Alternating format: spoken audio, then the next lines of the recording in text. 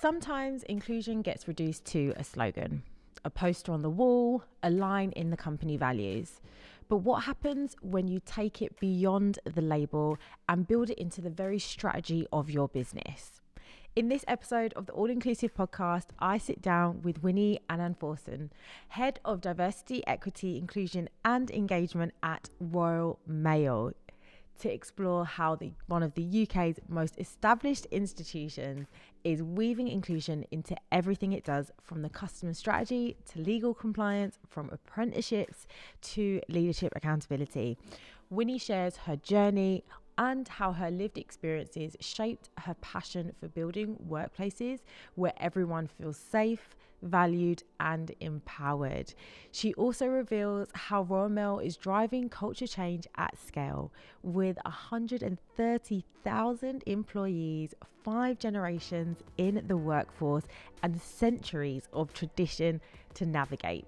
This conversation is full of practical lessons on linking DEI to commercial outcomes, building psychological safety and transforming culture in a way that lasts. It left me truly inspired and it was such a fantastic conversation, and to have Winnie in the studio was just awesome. Before we dive in though, if you enjoyed conversations like this, please hit the subscribe button and share this episode with a colleague who cares about building inclusive workplaces. It makes a huge difference. Now, without further ado, let's jump into my great conversation with Winnie. Hi Winnie, welcome to the All Inclusive podcast. Thank you so much for having me. It's really great to be here. I am beyond excited, purely because you're one of the leaders that I had really admired. I found really inspiring when I first kind of started in the world of DEI and when I started this podcast. And so I'm so happy that you are seated with me today, and it is definitely a full circle moment for me. So thank you. Thank you. That really means a lot. Thanks for sharing that. And I'm beyond honored to be here. So thank you for having me. Oh, awesome. Well, so let's dive in.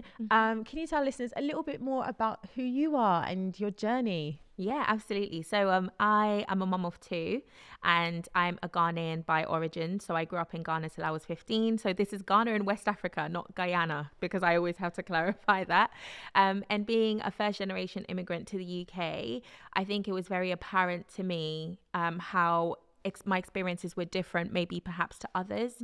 And growing up in Ghana, I'm a quarter Dutch, but my father's father had my dad in the slave trade, so he doesn't know much about his Dutch roots. So growing up with differences there and navigating life as what I think is a full Ghanaian woman by origin, but growing up with a bit of a quarter Dutch background in Ghana and then moving to England and exploring what that difference looked like as a black woman. I hadn't actually thought about my race until I came to England. It became very apparent in the education system, in the systemic lens in the UK, and then equally in my personal life, in the work environment, how my differences meant maybe I might have been treated differently in some contexts, or also made me more conscious of how I showed up in the world.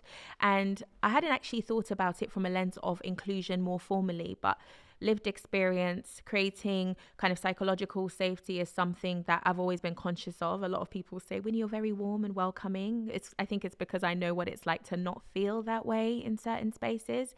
And then when I started my career in 2011, more formally in a full-time job, I realized also there was a generational lens. You know, I was a very ambitious young person. I think that's an immigrant mindset, perhaps. And I found that no matter how hard I worked, there were a lot of people who viewed my age as a blocker and would still treat me probably like a less experienced person, even if in some cases I was probably doing the best work in the room. So I think throughout my life and my career, I've had experiences that have taught me that there will always be people who feel marginalized, or there might be systems that aren't designed to welcome people. And it's my job, whether that's in my day job or in other endeavors, to make sure that people have that wherever I can. And if everybody could take more responsibility to do that in a little way for somebody else, I think we'd have a much better world and, you know, more better workplaces. So that's why I love doing what I do and really enjoy it. Oh, awesome. So how would you say that your experiences, your personal journey into to the world of work has shaped the way in which you approach kind of inclusion and diversity in the workplace? So I actually, and I'll talk a little bit about my career. So I did a lot of work experience when I was at school. I feel incredibly privileged to have had a lot of mentors and sponsors who talked to me not just about the importance of education, but getting myself into the working world. So by the time I'd graduated university, I'd probably had already 6 years of working under my belt. Whether that's through part-time jobs, work experience. I did work experience at Barclays, where I ended up having 11 years in my career. So social mobility also became very important to me, and creating opportunities. Everywhere I've worked, every single year, I've provided opportunities for young people to have shadowing, apprenticeships, work experience, because I noticed how important that was for me to find my footing in the working world. So that's been incredibly important. I then had the privilege of working at Barclays for 11 years, where I had a really mixed career. So I did learning and development for a while, worked as a HR business partner supporting global business areas, especially in operations and technology. And then I had a fantastic opportunity to work in banking. So I led a retail banking presence across 3 kind of UK boroughs. And, you know, that's where I found my footing in commerciality, you know, profit making, customer experience, how that drives profitability for a business, and how people experience is a big part of that, because when you work in the service sector, your people are what create the best customer experience. So that gave me a really good footing. And then after that, I started working in DEI more formally. So my career in DEI now spans 6 years following on from that point. And I think there are a couple of really critical bits. So one is around creating opportunities for others, which I've talked about, whether that's through formal experiences or creating a workplace that makes people feel more included. The second is around policy shaping. So whether I've been a leader or working in HR or training people, just really nudging and influencing or creating input to allow inclusion to be at the forefront. And you know, when we talk about systemic issues, systems are, I guess, formal constructs that are created to have a certain outcome, whether that's policies or workplaces, you know, workplace design, training programs, anything that is a construct that's created, education, immigration policy process, those are all systems. And systems aren't always designed to exclude people, but when you can identify ways that they've unintentionally excluded people, you can then find ways to take away those barriers. So that kind of final piece around adjustments, creating opportunity, has been a really critical thread throughout my career, whether that's been leading my own teams, doing HR, or, you know, wherever the case may be in my own personal life. Oh, wow. I mean, I think it's awesome that you have this self-reflection and you can analyze and really get a good understanding and a good grip towards how can we make this workplace better, how can we make the world better, like what is it going to take. Here are some of the things that from my experience I really valued or I really saw worked, and you're able to carry that forward into the current work that you're doing now. There's a lot to do. The world is shifting. There's a lot happening outside the doors of work, so to speak. What are your thoughts on that? How do we continue this work? Yeah.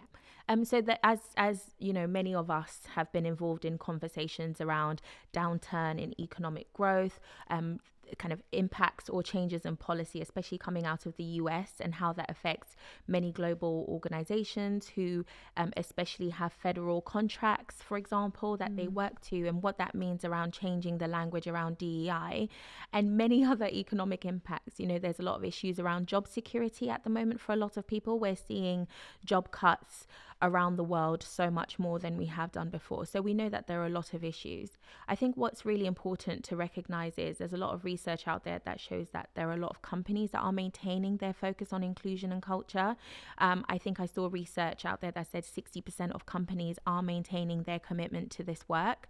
We're also seeing for younger generations, so millennials and Gen Zs typically are 70% more likely to stay with an organization that has a focus on DEI and inclusion. And as much as we do still have a strong multi-generational workforce, there are still 5 generations in the workplace. And I know there's more of an aging population, right? So that means we do still have requirements to be more job savvy. Older employees in the workplace means accessibility still becomes more of a requirement, right? And having, more young people means we still need to be more savvy around the inclusion agenda. So there's a lot of focus that still needs to be had. I think there's a massive opportunity to look back at commercials for many organizations. So many companies are having to make really difficult decisions around actually just being able to pay employees and, keep the business going. And don't always have residual income or budget to spend on some of the initiatives that drive culture, especially when they're perceived as nice to haves. When I worked in banking, one of our biggest opportunities was looking at customer opportunity. So to give you an example, we would look at our customer segments by their demographic around age, life experience, and what opportunities that they needed from us as a business at that time based on what was going on for them. So I was recently watching a piece on CNBC around the fact that Gen Z's and millennial spending power has lowered, but they're more savvy around what they spend. They love to spend around purposeful work. We also see that Gen Z's and millennials have less likelihood of sticking to trends for longer periods. So understanding your customer base and their demographics is diversity. If you have more people who are from working families, their spending power might be more when it comes to the family context. When people who are maybe baby boomers or people from kind of older generations, they're looking at things like transfer of wealth.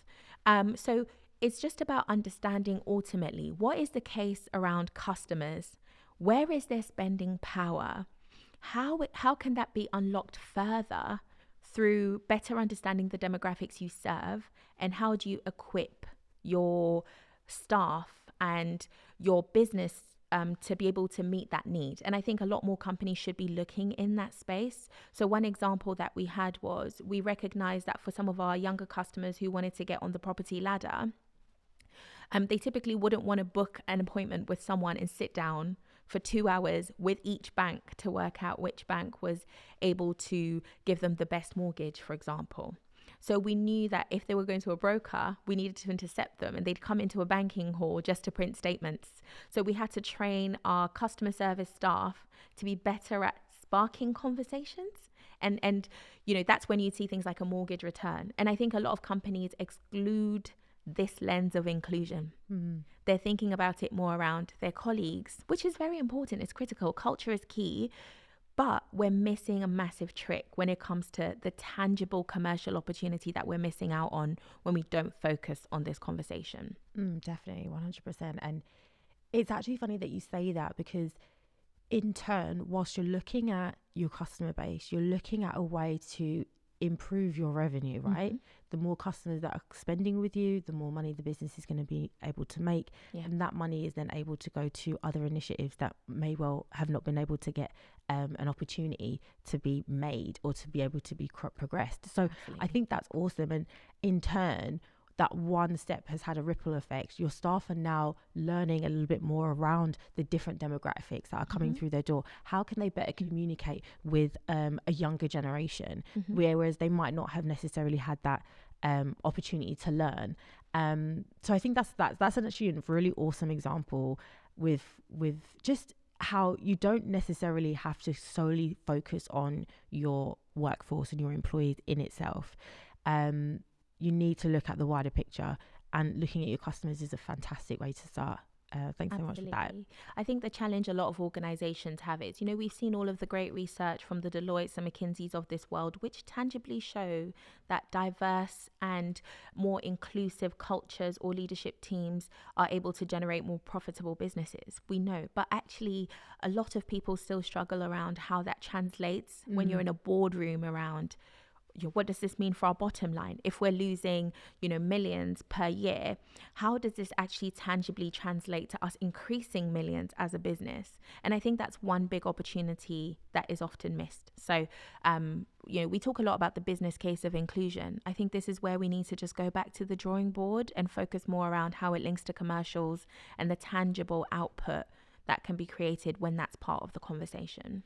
I was going to say, actually, when you just touched on it about how does it translate into the boardroom, how are you seeing leaders adapting to these changes? So are we, I mean, I don't know what my opinion is, but what do you think? Do you think that we're doing a good job around explaining the value and where we can add value when it comes to DI, because right now it's not a great word for a lot of people, and a lot of boardrooms they're like, oh no, let's still steer clear of that. No, we're not doing any of that. Let's just focus on sales, marketing, those sorts of areas. What do you think? I don't think we've done a good job at all over the years on this agenda, if I'm honest. And I don't actually think that the individuals who are speaking on this agenda, so the heads of DEI, the DEI practitioners, HR people, passionate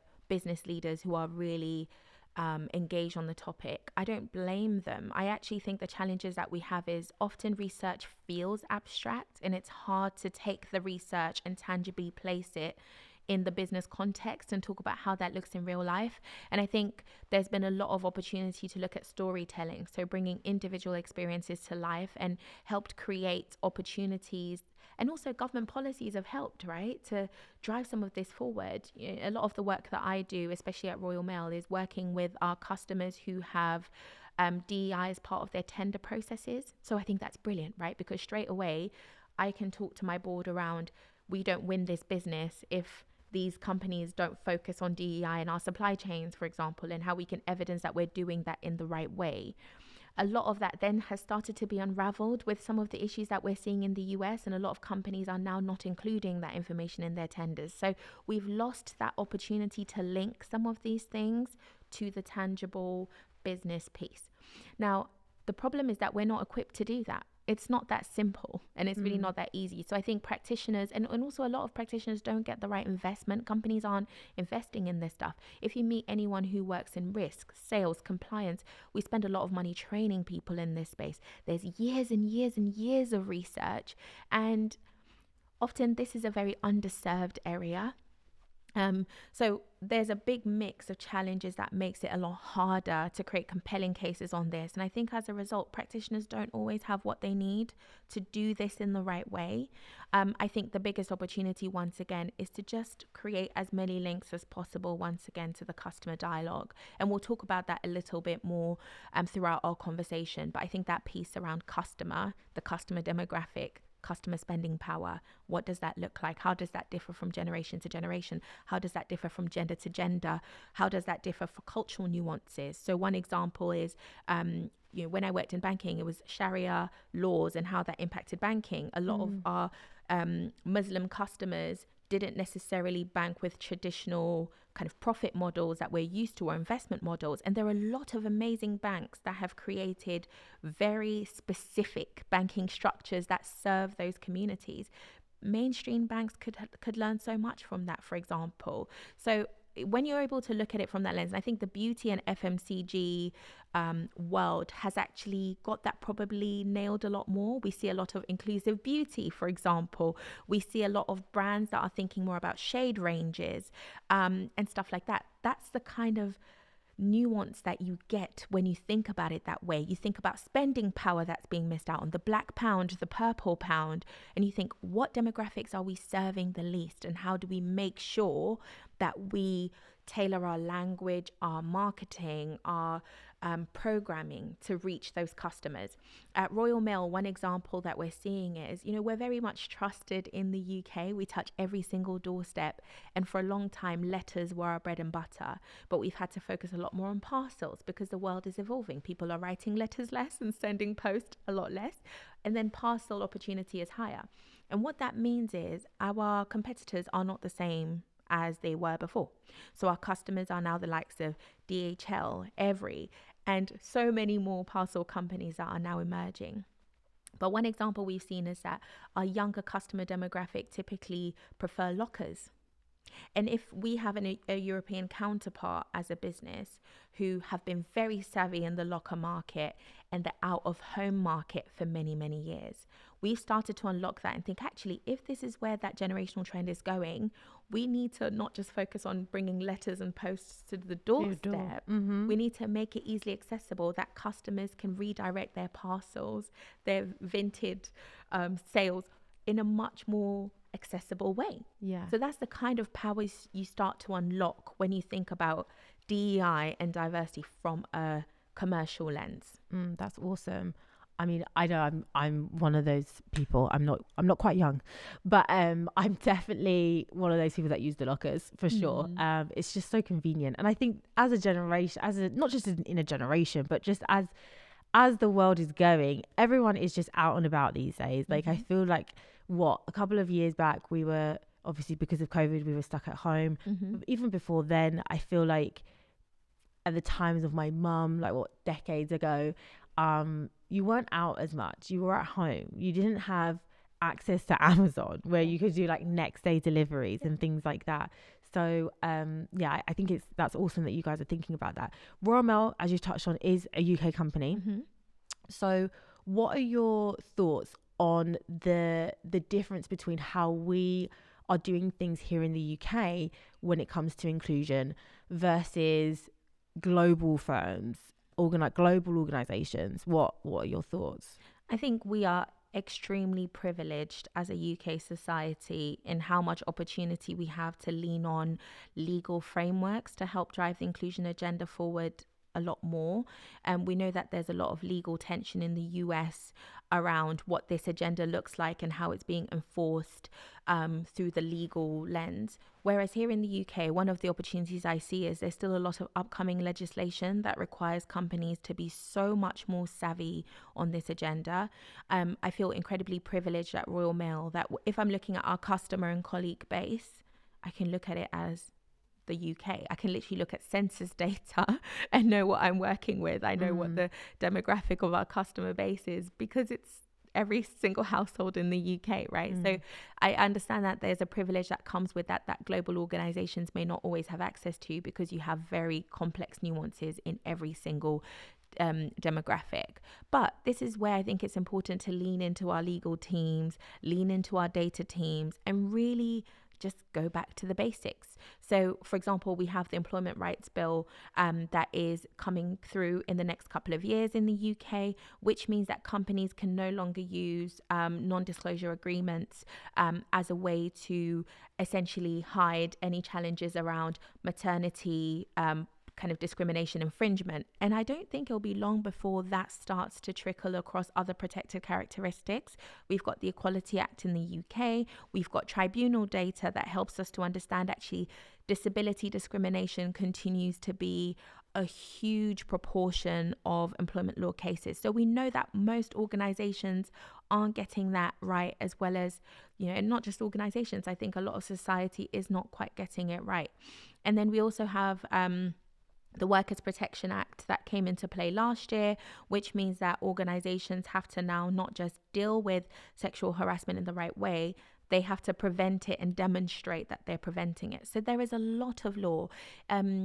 Deloitte have a maturity model, is the DEI maturity model, that talks about 4 or 5 stages depending on which framework you look at. But it talks about the fact that you almost start with the compliance lens of DEI, and then you go into a more kind of programmatic lens. So it's the events, it's the storytelling, and then you get into a leader-led approach. So leaders start to talk more about inclusion, and they are almost championing the message rather than it coming from legal or HR. And then you have the kind of integrated kind of maturity, where it's just a part of everything that we do, and people just live and breathe it in policies and process and everything that we do.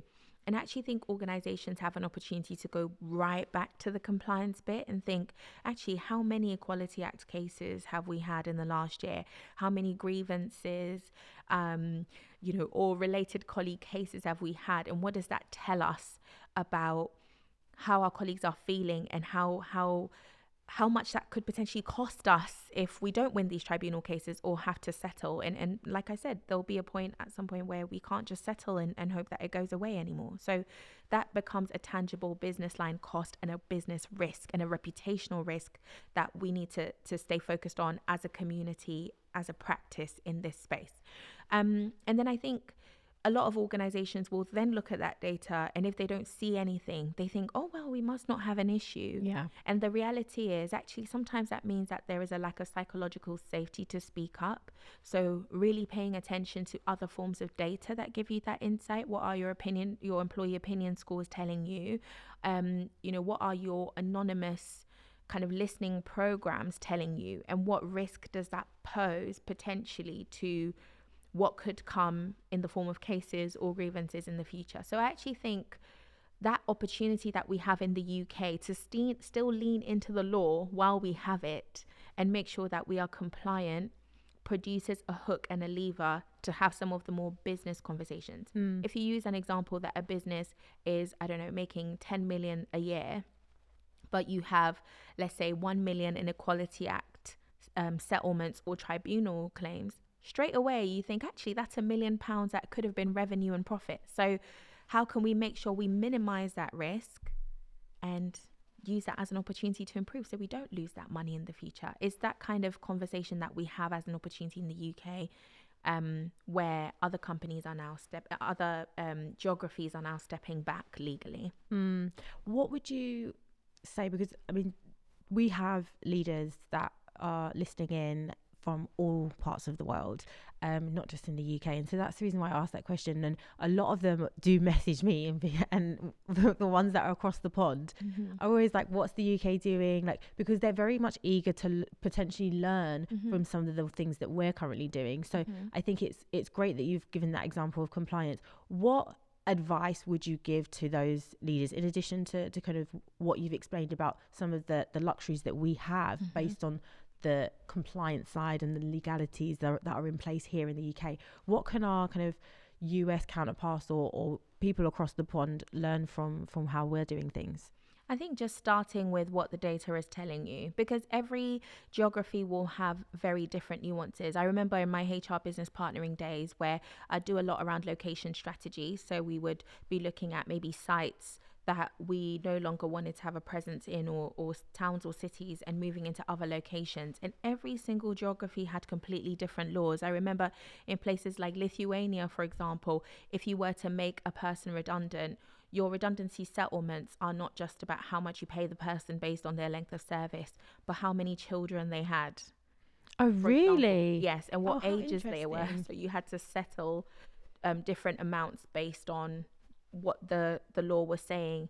And I think that's exactly it. Look at your data. What is your geographical reach? And I think the second piece is around, what are the kind of employment law nuances that are in that region, and therefore what risk does that pose? So then, if we have, I don't know, 300,000 people in the US, and we know that there are challenges currently based on the Supreme Court rulings, what that means for the way race cases might be dealt with, you then think, actually, what is our opportunity there in terms of risk, and how do I change that conversation from, I'm really concerned about the dialogue around race, and more around, actually, the average race claim that would go to court would have cost us this much, or this is the productivity cost when we have someone who, we have this proportion of Black people in the organization, this is what it would cost us if they're unhappy working here. Regardless of what the law says, that employee experience is still valid. So I think just going back to the data, going back to our legal frameworks, and using the opportunity that we have to have those conversations at that level. I've also talked about the customer lens. There's a massive opportunity there as well, if it's a neat enough construct that you can have that conversation in that way. And I guess it's also leveraging and leaning on the expertise around you within your organization, right? So we know a lot of kind of DEI leaders, people, culture leaders are one-man bands or very skeleton crew operation. But if you build upon the relationships that are closest to you in your organization, these different areas of the business, like you said, compliance, risk, marketing, sales, if you're looking at your customers, if you're looking at the legalities of some of the new things, legislations that are coming in where you sit, those people in your business are the experts. They know, they're keeping on top of these things, right? So lean on them, 100%. Communicate with them. And I think we underestimate how much help they need in this space too. So it's a win-win, right? It's a win-win. Our legal teams are already focusing on employment law challenges that come through. Your customer experience teams are already getting complaints with a lens on culture or the way complaints were handled, or race. They probably are. They probably just don't know what to do about it. And compounded. I know when I work a lot with our commercial teams on our tenders, and when our businesses that we work with come and ask all of these questions, we partner with them on our tenders. So I think it's an open conversation around, this is fantastic. I love that you come to us and we reactively provide information. How can we be more proactive together? So one example is I partner really closely with our commercial teams on proactively which customers do come to us with this information and how regularly. And I'll typically go along to our quarterly business reviews with some of our customers and talk a bit more about what we're doing in this space, especially for the customers who really care about it and want to see what we're doing. I've had some of our customers invite me to come to their companies to talk about what we're doing in this space. Oh wow, that's awesome. And it's really important. We have an incredible partnership with British Heart Foundation to improve heart health. I've been along to their kind of organization-wide events to talk about why inclusion is so important. But on the other side, we've been partnering with our employee resource groups to look at heart health for different demographics. So I think there's something there around where is the win-win for both teams, and how can you leverage these opportunities to drive impact in a way that they can feel proactively supported as well. And it all comes down to the conversation and asking a lot of questions. You know, what are you getting on your radar? What does this look like for you? What pain is that causing? And using that as an opportunity to marry up the conversations. Oh, that's awesome. I mean, you've provided us with so many different examples throughout your career of how you've been able to do this work. What's one initiative or program that stands out to you? I'd love to hear it. So there are a couple of things that I feel really proud of as an organization that we've placed a lot of focus on. So when I joined Royal Mail, we noticed that whilst we have we have amazing employee tenure, a lot of our colleagues typically tend to build entire careers with us. And one of the things I love the most about the magic of working there is meeting people whose partners also work there, their children also work there, multiple generations of people who've built almost like a Royal Mail family. Yeah. And that's incredible. But what we also noticed is, whilst that was incredible, and for kind of more of our older generations that work with us and have longer tenures, we don't have that same, or we didn't have that same brand recognition with younger generations. And we just saw it as a missed opportunity. And back to the piece around data, commerciality, and then legislation, we have a massive kind of apprenticeship levy contribution. So we've been working on initiatives like Future Delivered, which have given us, once again, partnerships. So we partner with our talent team, our early careers team. And what we've been able to do is increase representation of people under 30. So we looked at the UK. Like I said, we're very lucky. We can look at the UK population and think, actually, what does our UK working age population look like versus the world, the rest of the UK. And we saw there was a lot of work we could do there, right? So we started introducing more apprenticeships. That meant young people could start their career with us, but have a meaningful kind of 3-year career to get a degree or a qualification alongside their work experience and start their careers somewhere in a way that was meaningful. We also, from a social mobility lens, are thinking about how we improve social mobility for the employees that already work for us. So we have a program called Scholar, which means that colleagues who don't have a degree or don't have a qualification can actually get one with us, with the business, using the levy. And that's been a program that has been widely taken on. And it just fills me with so much pride. We had one of our senior executives recently who said they joined the organization with no qualifications, built, a kind of almost 20-year career with us, and are leaving with a master's. And I think when we talk about social mobility, we talk about it more from the lens of socioeconomic inclusion. How do we make sure people from different, I guess, class systems feel they can still be included at work? Yeah. But social mobility is about passing opportunity from generation to generation and changing or evolving a person's starting point to give them more opportunity later down the line, to give them more outcomes that are better. Yeah. And I think those are examples of how a person can join us but leave with more qualifications or better outcomes because of their opportunity working with us. We've also done a lot of work around culture. And I talked about the Workers' Protection Act coming in. We saw an opportunity not just to be more compliant on sexual harassment, but being a 500-year business, build and evolve our culture that bit more. So we've done a lot of work around kind of leadership visibility on culture and making sure our leaders are role modeling the positive culture that we want to create in the organization. How do you do that? 500 years old. Yes. Wow. How do you do that? Because 5 generations in the workplace, what does that look like? Yeah. Really? And you know what? That's a very interesting challenge on its own, because I think first of all, listening. So we did a lot of listening and tried to understand the different perspectives of different generations in our workplace and how they view culture, how it is now. So, and also the systemic lens around it. So what are the kind of processes that we've put in place that have inadvertently impacted culture? So one example is our posties, so our frontline posties, they've always been rewarded more based on how many years in service they've had, because that's legacy, what has been rewarded. We love it when people stay with us, and we've always supported that.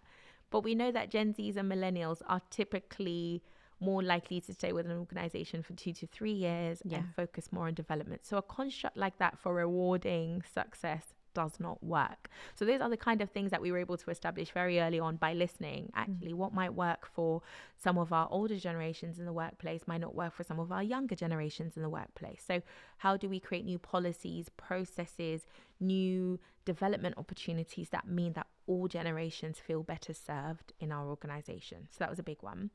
The second thing was I talked about leadership visibility. So we did a lot of leadership commitments across the business. We did something called I'm in campaign, where we got different leaders across the business to pledge what they would do to make the organization a more inclusive and welcoming place for everyone to work. And then we created calls to action for everyone to do the same. So different teams would have sessions where they talked about their backgrounds and you know, what was important to them from a cultural lens, and create pledges on how to support each other to improve the culture, which has been so incredible and landed really well. The third is around ease of reporting, because that creates psychological safety. So if you do not feel happy in any way, what we've done is created a new reporting tool that people could use from their phones or devices, and they could report any issues, whether it was just someone made a joke that made me feel uncomfortable, all the way down to I don't believe that this policy has been followed. There's a very easy reporting mechanisms from their mobile phones that takes away any blockers to having that concern heard in any way. That's great. I mean, I know there's a lot of people that would value that sort of kind of opportunity to do so, because it can be a daunting thing. Yes. And so having such easy access where you can safely and comfortably air any sort of grievance that you may well have anonymously is awesome. 100%. And I'm glad that you guys are really thinking and are working intentionally around how do you better that experience for your employees. 100%.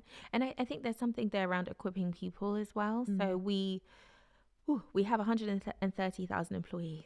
So we actually trained every single person in the organization around how to proactively create an inclusive culture. Wow, the logistics side is like, I've got heart palpitations. 100%. The heart palpitations you're feeling are very much what I felt. I think it's been incredibly rewarding. What we've done is equip every single person to understand that, you know, there might be times when we just don't know what the right thing is, but we all have an opportunity to learn and grow and evolve.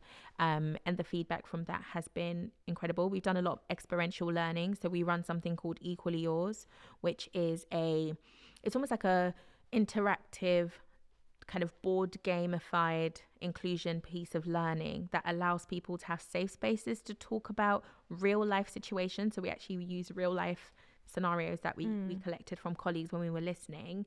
And it allows people to have a safe space to talk about how they would deal with those issues or challenges, whether they're a bystander, a manager, or just a colleague who's happened to be in this scenario.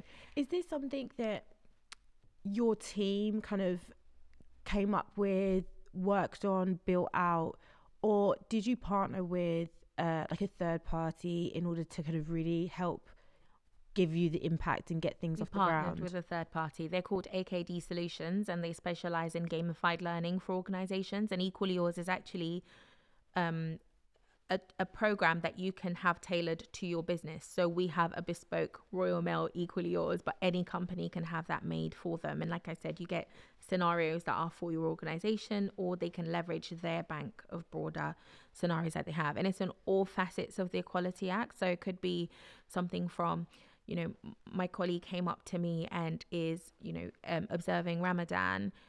How do I support them in the right way? And what has been really incredible to see is people saying, I genuinely want to help people, but I just don't know what to do in this scenario. And it's just been a great safe space in groups of maybe 20 or so to have those conversations. I remember there was one session I ran. I don't get to run many.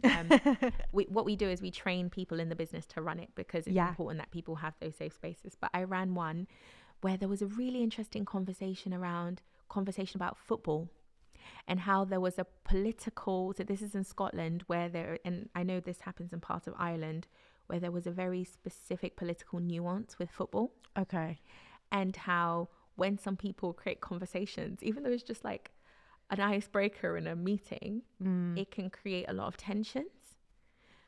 And I just thought, I didn't know that. But the fact that they had that safe space to have that conversation, that's the kind of psychological safety that opportunities like this ignite for people to have space to talk. And an opportunity for you to widen your learning, right? And because that's also something that I wasn't aware of at all.